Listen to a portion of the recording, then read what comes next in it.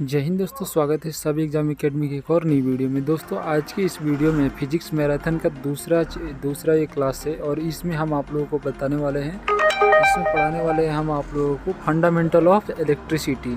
देखिए दोस्तों, अगर आपने पहला वीडियो अगर अभी तक नहीं देखा है जो कि बेसिक ऑफ फिजिक्स मैटर था, तो उसको आप जा कर के देख लीजिए, क्योंकि वो बहुत ज़्यादा इम्पोर्टेंट है इस फिजिक्स मैराथन बैच के लिए, क्योंकि इसमें सीरियल वाइज हम लेकर के आ रहे हैं। तो 1 to 1 देखिए इसको, है ना, आपको निश्चित ही एग्ज़ाम में फ़ायदा दिलाएगा अगर आप सीआरपीएफ के रेडियो ऑपरेटर, रेडियो फीटर या साइफर का तैयारी कर रहे हैं। तो ये हमारा कंप्लीट मैराथन बैच है जो कि फिजिक्स का है और इसमें हम आपको 1 by 1 दे रहे हैं। तो ये इस वीडियो में हम आपको बताएंगे आज फंडामेंटल ऑफ इलेक्ट्रिसिटी, जिसमें कि A to Z हम आपको पढ़ाने वाले हैं। ठीक है दोस्तों, तो अभी हम इसमें नेक्स्ट करें उससे पहले मैं बताना चाहता हूं कि अगर इसका स्टडी मटेरियल जो भी हम इस वीडियो में पढ़ाएंगे वो हमारे पेड ग्रुप जो हमारा चलते हैं उसमें आ जाएंगे। वो किन को रिसीव होंगे? जो मास्टर ई बुक परचेज किए होंगे उन्हीं को रिसीव होंगे।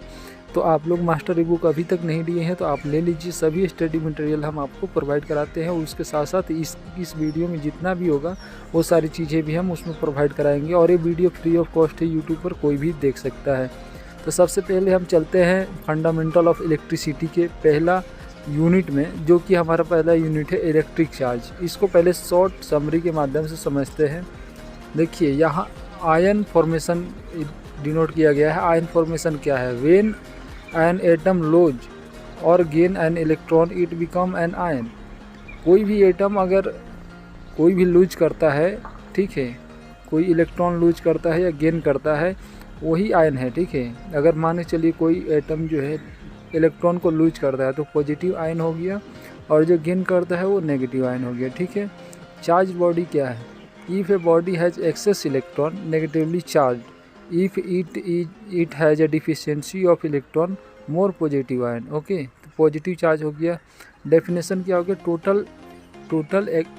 टोटल एक्सेस और deficiency of electron in body it terms as its electric charge. Electric charge का ये डेफिनेशन हो गया। ठीक है, अगर किसी भी एटम के पास में मान चलिए कि वो इलेक्ट्रॉन ज़्यादा है या कम है ना, तो वही एक प्रकार से इलेक्ट्रिक चार्ज कहा जाता है। It is the quantity of electricity available in body. इसी की वजह से मान के चलिए इलेक्ट्रिसिटी जो है प्रभावित होता है और एक क्वांटिटी है एक प्रकार से, है ना। इसका यूनिट जो है कूलाम होता है।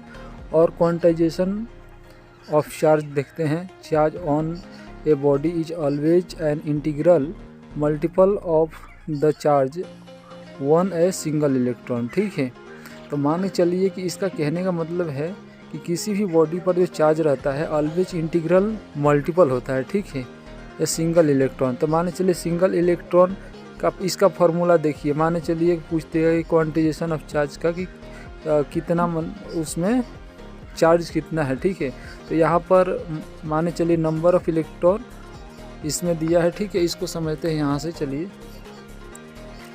यहाँ देखिए हमारा क्वांटाइजेशन ऑफ चार्ज है जिसका फॉर्मूला Q है, जहाँ पर Q जो है टोटल चार्ज है और N जो है नंबर ऑफ इलेक्ट्रॉन लॉस्ट और गेन। तो E का जो वैल्यू है ना, E का वैल्यू हमें ऑलरेडी पता रहता है। Charge of 1 electron 1.6 into 10⁻⁻19 coulomb होता है। मान चलिए कि if an object gain 3 electrons, तो हमारा टोटल चार्ज कितना हो जाएगा? हमारा टोटल चार्ज जैसे गेन कर रहा है तो यहाँ पे माइनस लगेगा। ठीक है, तो -3 इंटू हमारा 1 इलेक्ट्रॉन का जो चार्ज है उतना हम मल्टीप्लाई कर देंगे तो हमारा आ जाएगा -4.8 इंटू 10⁻⁻19 कूलम। तो the negative sign is because electron are gain. ठीक है, उसके बाद में नेक्स्ट पे चलते हैं हम। नेक्स्ट पे देखिए यहाँ पे हो गया हमारा रिलेशन। देखिए रिलेशन विथ करेंट। इफ़ हमारा चार्ज और करंट का रिलेशन इसमें दर्शाया जाएगा। If 1 ampere current follow for 1 second the body attain 1 coulomb of charge. ये कैसे होगा? इसका फॉर्मूला से आसानी से समझ सकते हैं। इसका फॉर्मूला देखिए मैं दिखाता हूँ यहाँ पर। ये है I = Q/T। तो यहाँ पर मान चलिए कि कितना एम्पियर आपको कूलम निकालना है। कूलम निकालना है तो आपको करंट इनटू टाइम हो जाएगा। तो मान चलिए 1 एम्पियर दिया है और टाइम भी 1 सेकेंड दिया है, तो कूलम कितना हो जाएगा? चार्ज ये जो Q है ये जो हमारा ये कितना हो जाएगा, ये हो जाएगा हमारा 1 कूलम। ओके, तो यहाँ पर सबसे पहले हम समझ लेते हैं इलेक्ट्रिक करंट के बारे में। इलेक्ट्रिक करंट का डिफिनेशन देखते हैं। Electric current is the rate of flow of electric charge through a conductor with respect to time. तो यहाँ पर सिंपल सा बात है कि टाइम के सापेक्ष में अगर किसी कंडक्टर में इलेक्ट्रिक चार्ज जो है फ्लो करता है टाइम के साथ, तो वो ही हमारा क्या हो जाता है, इलेक्ट्रिक करंट। इसका कॉज क्या है, cause by the drift of free electron in particle direction. जब कोई भी फ्री इलेक्ट्रॉन आता है तो वो ड्रिफ्ट करता है, ठीक है, एक जगह नहीं रहता है। इसका यूनिट देखते हैं, कूलम पर सेकेंड हो जाएगा। मान चलिए इसको कैलकुलेट भी कर सकते हैं, जैसे डायमेंशन निकालते हैं तो कूलम क्यू का क्या हो जाएगा, क्यू का कूलम हो जाएगा। क्यू हमारा क्या है, चार्ज है, ठीक है, तो चार्ज का कूलम हो जाएगा। उसके बाद में हमारा ये टाइम का हो जाएगा सेकेंड। ओके, तो यहाँ पर हमारा और आई का एम्पियर हो ही जा रहा है ना। तो कूलम पर सेकेंड हो जाएगा इसका इलेक्ट्रिक करंट का। यहाँ पर एग्जांपल ले लेते हैं। If 100 coulomb of charge follow in 50 second, तो कितना एम्पियर करंट होगा। तो यहाँ पर हम 100 कूलम ले लेते हैं और डिवाइडेड बाई 50, तो 2 एम्पियर हमारा करंट फॉलो होगा। ठीक है दोस्तों, अब चलते हैं हमारा सबसे इम्पोर्टेंट इलेक्ट्रोमैग्नेटिक फोर्स EMF। ठीक है, पोटेंशियल डिफरेंस हो गया और EMF, इसमें बहुत ही बड़ा कन्फ्यूजन रहता है लोगों को कि है क्या। तो सबसे पहले एक इलेक्ट्रोमोटिव फोर्स के बारे में देखते हैं। EMF the potential difference between 2 electrodes when no current is following in the circuit. It is the characteristic of an energy source battery that drive charge around the circuit abbreviated as E और EMF unit volt.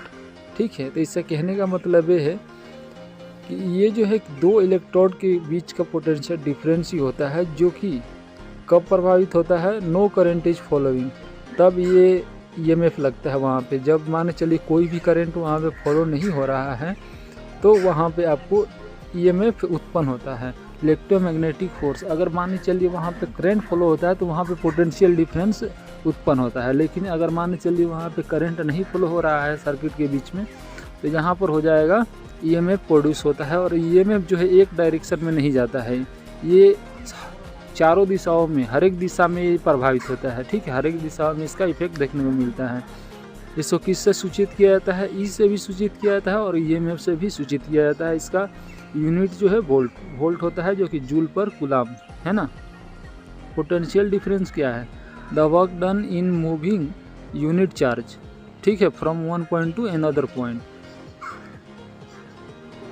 एक point, मान चलिए कोई circuit है, circuit के एक point से दूसरे पॉइंट तक अगर हमारा कोई कार्य करने में कोई यूनिट मूव होता है, वही पोटेंशियल डिफरेंस होता है। ठीक है, आप इसको बेहतर भी समझ सकते हैं। यहाँ पर हम डिफरेंस देख लेते हैं, EMF और पोटेंशियल डिफरेंस। तो potential difference between electrode when no current follow, work done moving, potential difference का है work done moving unit charge between 2 points. ठीक है, ट्रांसमिशन करंट बोथ इनसाइड और आउटसाइड द सेल, ये दोनों साइड में ट्रांसमिट होता है इसका करंट। ओके, उसके बाद में देख लेते हैं transfer current between any 2 point in circuit, ये हो गया पोटेंशियल डिफरेंस का। EMF क्या है, EMF रिजल्ट नहीं है, ये एक प्रकार का कारण है। ठीक है, इसके वजह से उत्पन्न होता है। और पोटेंशियल डिफरेंस क्या है, ये रिजल्ट है। Maximum voltage, it is the maximum voltage the cell can deliver. जो EMF होता है वो it is the maximum voltage that cell can deliver. और पोटेंशियल डिफरेंस क्या होता है, always less than the maximum voltage, maximum voltage से कम होता है। Dependence does not depend on the circuit resistance, circuit resistance के ऊपर डिपेंड नहीं रहता। और ये जो है depend on the resistance of दो पॉइंट। ठीक है, सबसे बड़ा पॉइंट इसका ये है कि EMF जो है रिमेन कांस्टेंट रहता है, और ये जो है potential difference does not remain constant, मतलब बदलते रहता है। ये हो गया responsible for steady flow of current in cell और not responsible for steady flow in the cell. Okay, अब यहाँ से नेक्स्ट हम देख लेते हैं जो कि रेसिस्टेंस एंड ओम्स लॉ, जो कि फिजिक्स का बहुत ही ज़्यादा बड़ा टॉपिक है, लेकिन हम इसको शॉर्ट में समझाने की कोशिश करेंगे। ठीक है, यहाँ पर देखिए शॉर्ट कंसेप्ट समरी। यहाँ पर रेसिस्टेंस क्या है? Resistance the opposition that a substance offer to follow of electric current represented by R unit, जिसका हो गया ओम। ठीक है, तो किसी भी सबस्टांस में जब इलेक्ट्रिक फ्लो होता है तो उसमें जो अपोज करता है वही एक प्रकार से रेसिस्टेंस हो गया। ठीक है, फ्लो ऑफ इलेक्ट्रिक करंट को अपोज करता है वो हमारा रेसिस्टेंस होता है। ओम्स लॉ क्या है? एट कांस्टेंट टेम्परेचर, देखिए यहाँ पे सबसे बड़ा पॉइंट है, at constant temperature the electric current passing through a conductor is directly proportional to the potential difference across it. Okay, जो कि हो गया V directly proportional to I। तो यहाँ पर हम V ले लेते हैं, V इक्वल टू I और R हमारा कांस्टेंट निकल के आ जाता है, तो V बराबर IR, ये हमारा फार्मूला आ जाता है। यहाँ से हम इसको कैलकुलेट भी कर सकते हैं। मान के चलिए कि R बराबर V बायोटा में I हो जाता है। इससे कई मान के चलिए निकल सकता है फार्मूला। ठीक है, तो यहाँ से हम दिखाते हैं आपको।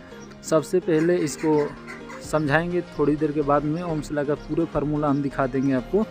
सबसे पहले तो ओम्स लॉ के कुछ इंटरेस्टिंग फैक्ट देख लेते हैं। Generally applied to DC current not AC directly because capacitance and inductance affect AC। ठीक है, ये जो है ना Ohm's law only constant temperature रहेगा, चाहे DC सर्किट रहेगा तभी ये फॉलो होगा, और AC सर्किट है तो वहाँ पर ओम्स लॉ काम नहीं करता है। ठीक है, ये क्वेश्चन में भी आता है कि ओम्स लॉ किस पे काम करता है, तो DC करंट पे ही, DC सर्किट रहेगा तभी काम करेगा। वोल्ट मीटर, यहाँ पे देखिए वोल्ट मीटर मीजर वोल्ट्स। ठीक है, ओम मीटर जो है रेसिस्टेंस को करता है, और मल्टीमीटर जो है measure voltage, current, resistance and temperature. ठीक है, यहाँ पर फैक्टर अफेक्टिंग रेसिस्टेंस को कौन कौन से फैक्टर अफेक्ट कर सकते हैं, तो यहाँ पर देख लेते हैं क्रॉस सेक्शनल एरिया। ठीक है, तो resistance is inversely proportional to the area. मान चलिए कि ये जो है ना रेसिस्टेंस जो होता है एरिया के इन्वर्सली प्रोपोर्शनल होता है। अगर बड़ा लार्जर एरिया है तो इजी फ्लो होगा, मतलब वहाँ पे लेस रेसिस्टेंस रहेगा।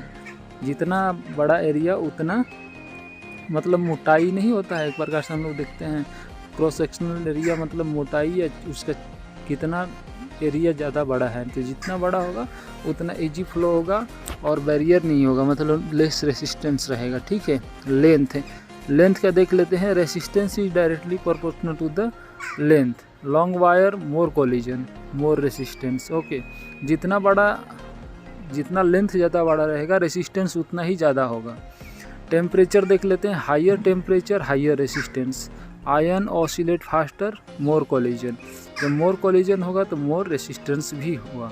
ठीक है, तो जब टेम्परेचर ज़्यादा हाई होता है तो वहाँ पर हमारा क्या होता है, हाई रेसिस्टेंस होता है। जैसे कि मान चलिए कोई मेटल है, मेटल में अगर टेम्परेचर ज़्यादा हाई होगा तो वहाँ पर हमारा रेसिस्टेंस भी हाई हो जाता है। लेकिन वहीं पे हम सेमीकंडक्टर में देखते हैं कि टेम्परेचर ज़्यादा हाई होगा तो हमारा कंडक्टिविटी बढ़ता है। ठीक है, यहाँ पर देख लेते हैं मटेरियल ऑफ द कंडक्टर। देखिए जो मैं पॉइंट अभी बताया ये चीज़ें इसमें दिया हुआ है, तो मटेरियल ऑफ द कंडक्टर पे भी डिपेंड करता है फैक्टर अफेक्टिंग रेसिस्टेंस वाला point. Metal have free electrons low resistance, non metal have poor conductive high resistance. ठीक है, और टेम्परेचर जो है ना यहाँ पे मेटल पे इफेक्ट करता है। मान चलिए कि टेम्परेचर ज़्यादा रहेगा तो रेसिस्टेंस ज़्यादा होगा, और मटेरियल ऑफ द कंडक्टर जो कि मेटल है वो फ्री इलेक्ट्रॉन्स तो लो रेसिस्टेंस होता है, नॉन मेटल जो है पुअर कंडक्टिविटी तो हाई रेसिस्टेंस होता है। यहाँ पर सबसे बड़ा फार्मूला इस चारों पॉइंट जो बताया इससे कैलकुलेट कर सकते हैं, जो कि स्पेसिफिक रेसिस्टेंस जिसको रेसिस्टिविटी बोलते हैं, और इसको ऐसे डिनोट किया जाता है उल्टा पी के जैसे, और इसका equal to R into A divided by L होता है। इसी से हम आप ये क्या होता है कि रेसिस्टिविटी जो होता है directly proportional to the area and inversely proportional to the length होता है। ठीक है, और यहाँ पर हमारा हो जाता है R जो है हमारा कांस्टेंट है तो ये आ जाता है, तो इसलिए resistivity equal to R into A हो जाता है। और यहाँ पर इसी से हम निकाल सकते हैं कि किसके किसके ये उल्टा कर देंगे रेसिस्टेंस को, तो हमारा जो रेसिस्टिविटी इनटू लेंथ हो जाएगा और उसके बाद में आ जाएगा आपका एरिया नीचे आ जाएगा। ठीक है, उस हिसाब से ये चारों पॉइंट जो है इसमें हम कैलकुलेट भी कर सकते हैं, बाकी इसको ध्यान में रखना है।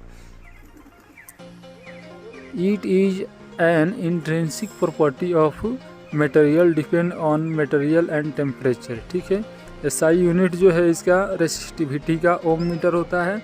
कंडक्टर रेसिस्टिविटी एग्जाम्पल में देख लेते हैं, कॉपर का 1.7 इंटू 10⁻⁻8 ओम मीटर, और इंसुलेटर का रेसिस्टिविटी कितना होता है, तो इंसुलेटर जैसे एग्जाम्पल देख लेते हैं, माइका का तो 10⁻13 ओम मीटर। ओके, तो यहाँ पर हम बोले थे समझाने के लिए, तो चलिए आपको एक पॉइंट समझा देता हूँ। ठीक है, यहाँ पर देख लेते हैं कि 1 coulomb how many electrons, the charge of 1 coulomb is equal to the charge of approximately. तो ये कैसे होगा, 1 कूलम जो है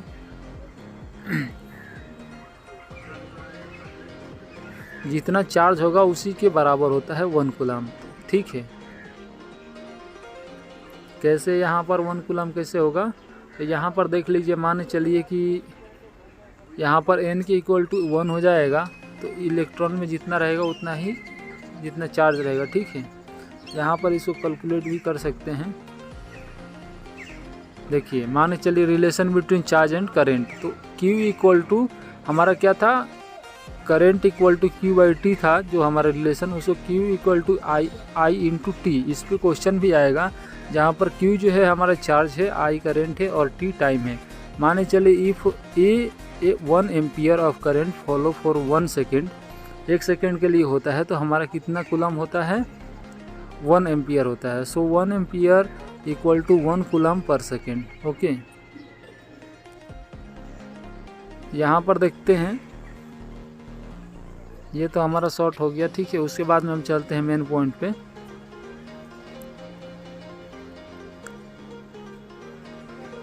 इलेक्ट्रिक एनर्जी एंड पावर।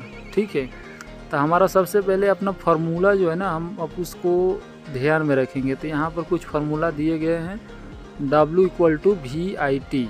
ठीक है,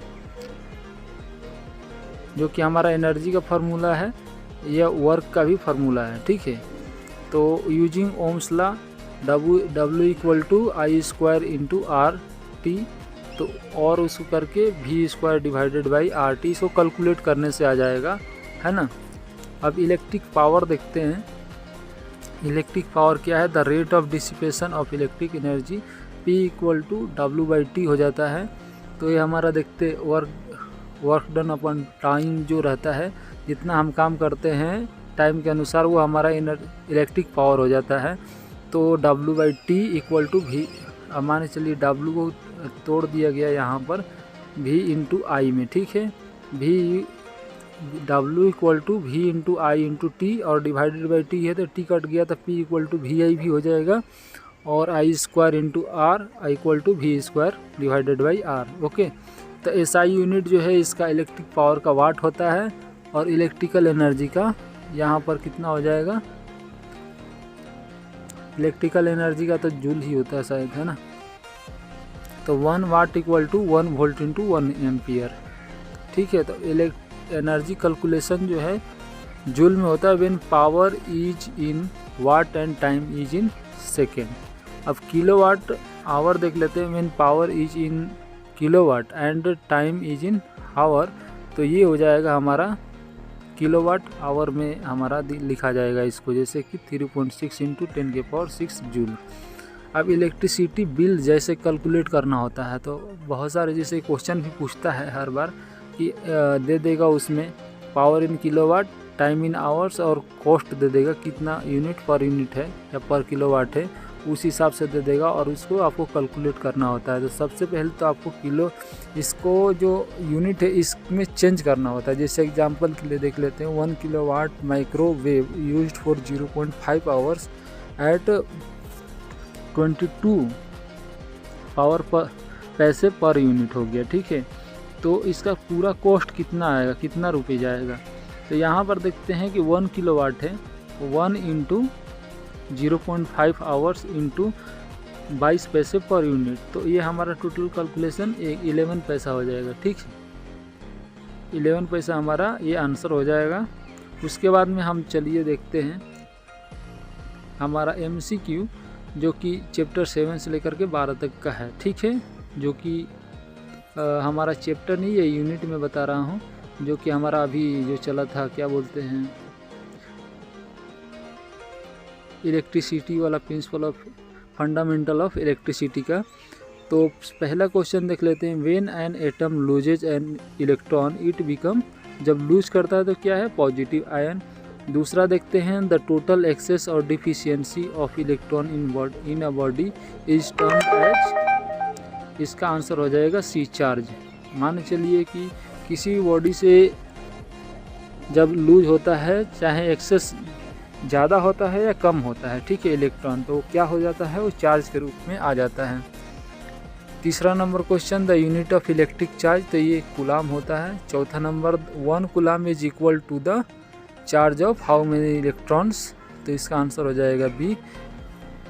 ये 1 कूलाम किसके बराबर होता है, charge of how many electrons, तो कितना इलेक्ट्रॉन होता है, 6.24 into 10⁻18। The quantization of charge is given by the formula, ये हमारा बी आंसर जो कि पढ़े थे, Q equal to N into E, ठीक है।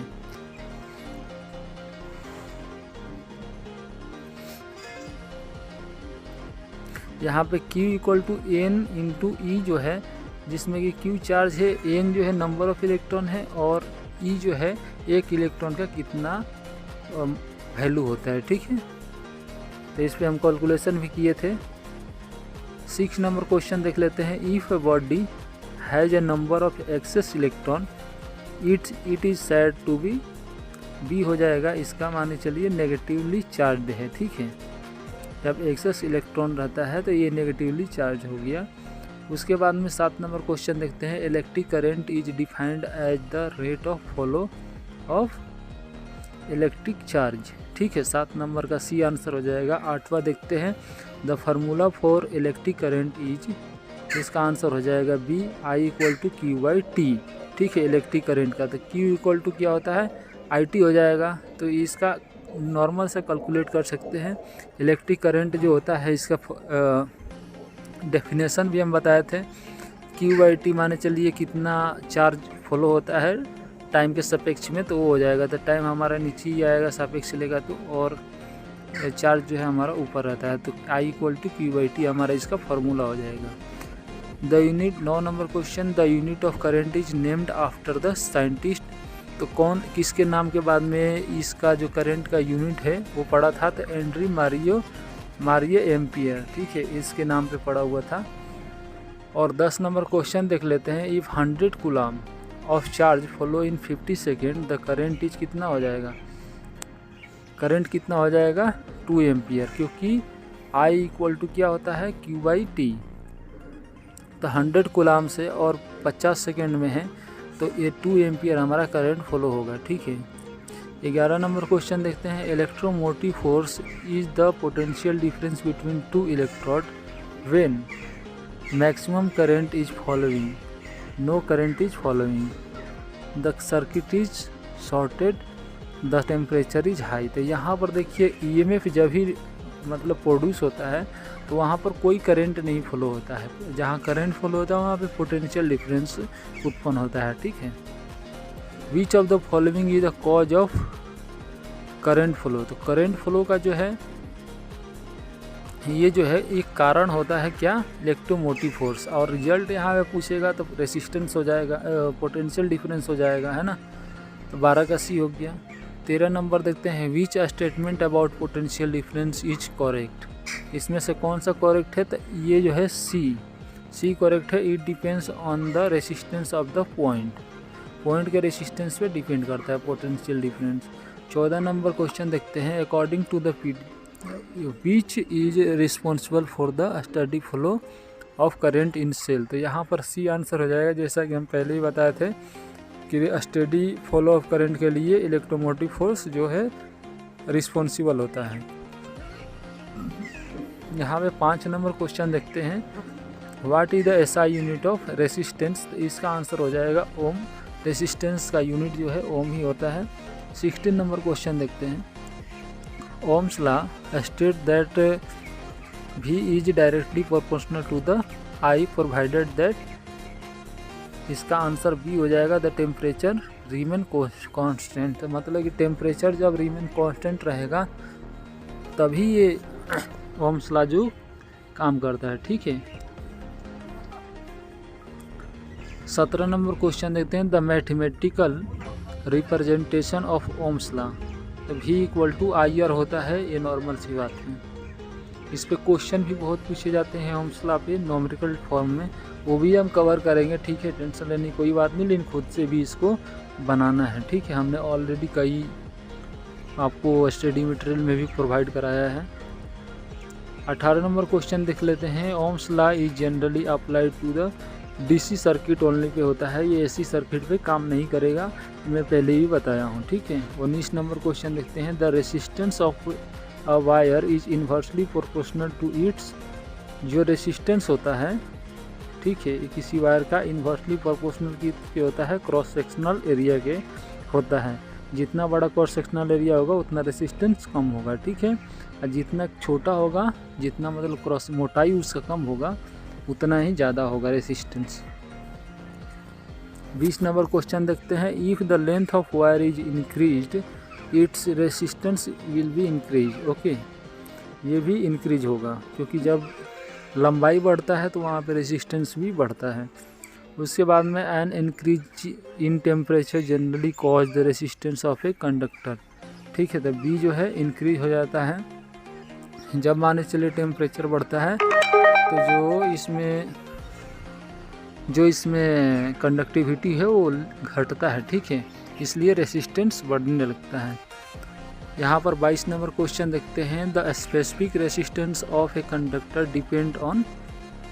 किस पे होता है, तो ये सी नंबर पे इट्स मटेरियल एंड टेम्परेचर पे डिपेंड करता है resistivity. The SI unit of resistivity, तो ये हो जाएगा ओम मीटर रेसिस्टिविटी का, और रेसिस्टेंस का ओम होता है, ठीक है। तो इसका बी आंसर हो जाएगा। 24 नंबर क्वेश्चन देखते हैं, which material has the lowest resistivity among the following. इसमें सबसे ज़्यादा कम रेसिस्टिविटी किसका होता है, तो इसका आंसर हो जाएगा कॉपर का, जो कि 1.7 × 10⁻⁸ ओम मीटर होता है, ठीक है। और बाकी का भी रेसिस्टिविटी देख लीजिए, ग्लास का कितना है, माइका का कितना है, और बैकलाइट का कितना है, लेकिन कॉपर का सबसे कम होता है इन चारों में से। 25 number, the formula for electrical energy dissipated in resistance is. तो इसका आंसर हो जाएगा बी, जो कि हमारा इलेक्ट्रिकल एनर्जी का फार्मूला है, जो कि हमारा वर्क का भी फार्मूला इसको बोल सकते हैं, ठीक है। तो W equal to V into I into T. Okay, यहाँ पर 26 का देखते हैं, electrical power is defined as the B rate of doing work, ठीक है। रेट जहाँ पे आ गया वहाँ पे अपन में टाइम समझ लीजिए, रेट ऑफ डूइंग वर्क, तो वर्क जो है उसका कितना टाइम लग रहा है वो हमारा इलेक्ट्रिकल पावर हो गया। तो W/T इसका जैसे हो गया फार्मूला, ठीक है। तो यहाँ पर देखिए, यहाँ पर क्या पूछ रहे हैं, 1 वाट इज इक्वल टू, तो किसके 1 वाट किसके बराबर होगा, ठीक है। तो इसका आंसर हो जाएगा 1 वोल्ट इंटू 1 एम्पियर, ठीक है। जैसे कि P इक्वल टू VI हमने देखा था, तो यहाँ पर वही हो गया कि पावर माने चले P हमारा पावर हो गया इक्वल टू VI। तो 1 वाट आ गया, तो 1 वोल्ट है और 1 एम्पियर है, तभी तो 1 वाट आएगा। P का मान 1 तभी ना आएगा। तो यहाँ पर 28 देख लेते हैं, ये 800 watt toaster is switched on for 1 minute, the energy used.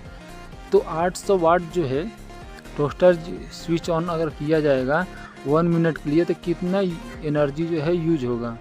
तो इसमें देखिए हमारा एनर्जी कैलकुलेट करने के लिए VIT जो रहता है फार्मूला, तो यहाँ पर हम उसको कैलकुलेट करेंगे। तो यहाँ पर एनर्जी हमारा जैसे VIT हो गया W इक्वल टू जो P इंटू I हो जाता है, ठीक है। तो यहाँ पर VI जो है, VI को क्या करते हैं, P हो गया तो P इंटू हमारा क्या बोलते हैं, टाइम हो गया। ठीक है, तो यहाँ पर हम 800 इंटू 60 मिनट को हम कर देंगे। यहाँ पर 1 मिनट में 60 सेकेंड होता है, तो टाइम को हम सेकेंड में ही लेते हैं। तो यहाँ पर 4800 जूल हो गया, 48,000 जूल हो गया यहाँ पर। ठीक है,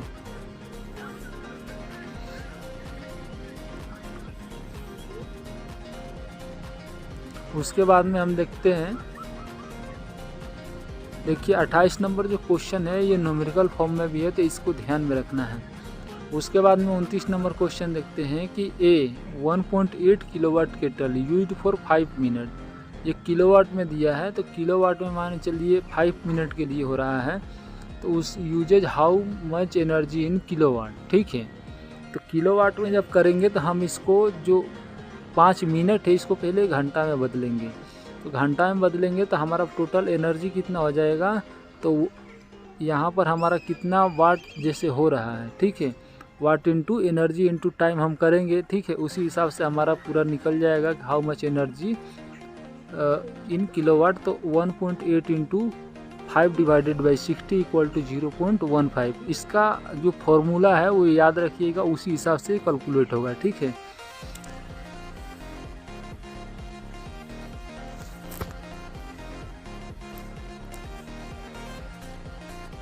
एनर्जी से कैलकुलेट कैसे होता है, जैसे W बराबर VIT हम देखे थे, तो VI किसका है, पावर का। पावर हो गया हमारा पावर इंटू टाइम, तो उस हिसाब से हम अपना यहाँ पर एनर्जी निकालते हैं। ठीक है, तो 30 नंबर क्वेश्चन हम देख लेते हैं। The cost of electrical energy used is calculated by.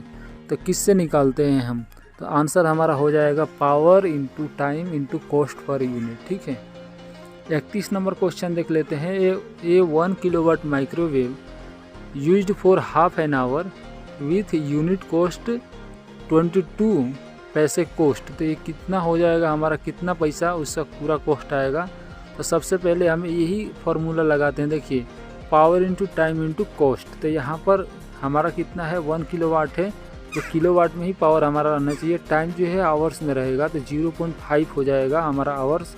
I into कितना रुपये पर प्रति कॉस्ट चल रहा है, प्रति यूनिट कितना चल रहा था, 22 पैसा चल रहा है, तो हमारा टोटल कैलकुलेशन करके बी आंसर हो जाएगा 11 पैसे, जो कि हमने अंदर में भी यही समझा था। 32 नंबर क्वेश्चन देखते हैं। Which instrument is use to measure resistance. तो रेसिस्टेंस के लिए कौन सा आंसर है, ओम मीटर। ठीक है, यहाँ पर मल्टीमीटर भी आंसर हो सकता है, लेकिन एक्चुअल में इसका ओम मीटर दिया है, तो यही इसके लिए डायरेक्ट है, क्योंकि मल्टीमीटर और भी चीज़ों को मापता है। Also correct, but specially for resistance ये ओम मीटर माना जाएगा। ठीक है, स्पेशल वो है। ठीक है, क्योंकि ये करंट को भी मापता है, रेसिस्टेंस को भी मापता है, और चीज़ों को मापता है ना मल्टीमीटर। 33 देख लेते हैं। A device that can measure voltage, current, resistance and temperature is called. क्या हो जाएगा, ये हमारा बी आंसर हो जाएगा, जो कि मल्टीमीटर है। 34 नंबर क्वेश्चन देखते हैं। Why do metal offer less resistant to current flow. तो ये इसका आंसर हो जाएगा B, they have free electrons in the outer orbit. Metal के पास में आउटर ऑर्बिट में फ्री इलेक्ट्रॉन्स होते हैं, जो कि करंट को फ्लो कराते हैं। 35 क्वेश्चन नंबर देख लेते हैं। The amount of resistance in the flow of current per unit cross sectional area is called. तो ये हमारा हो जाएगा स्पेसिफिक रेसिस्टेंस। यहाँ पर हम रिवीजन कर लेते हैं फार्मूला का टेबल से। ठीक है, तो यहाँ पर कुछ क्विक रिवीजन देख लेते हैं। Quantization of charge. तो यहाँ पर Q equal to any where E equal to 1.6 into 1.6 equal to 10 के पावर माइनस 19 कूलम होगा ई का वैल्यू, और एन जो है नंबर ऑफ चार्ज है। ठीक है, नंबर ऑफ इलेक्ट्रॉन है एन। यहाँ पर इलेक्ट्रिक करंट देखते हैं, तो इलेक्ट्रिक करंट का Q/T हो जाता है।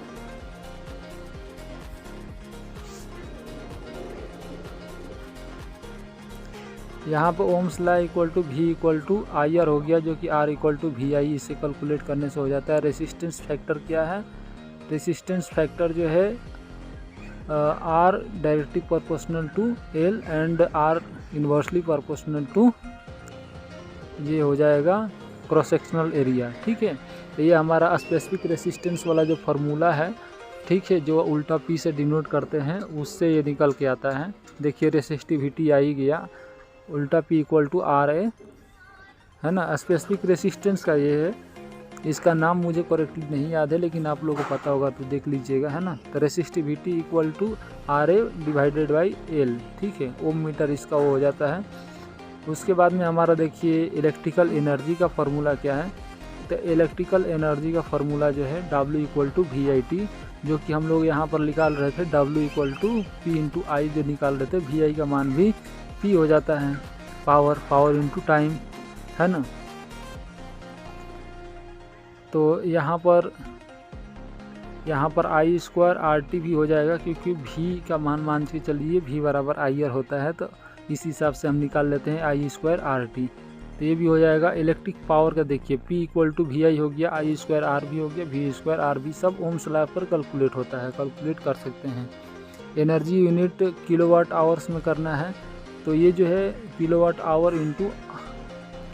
इंटू आवर हो जाएगा। ठीक है, बिल कैलकुलेशन कैसे करना है, पावर इन किलोवाट हो जाता है, टाइम हावर्स में कैलकुलेट करना होता है और यूनिट कॉस्ट में। ठीक है, इस हिसाब से हमारा जो है अभी ये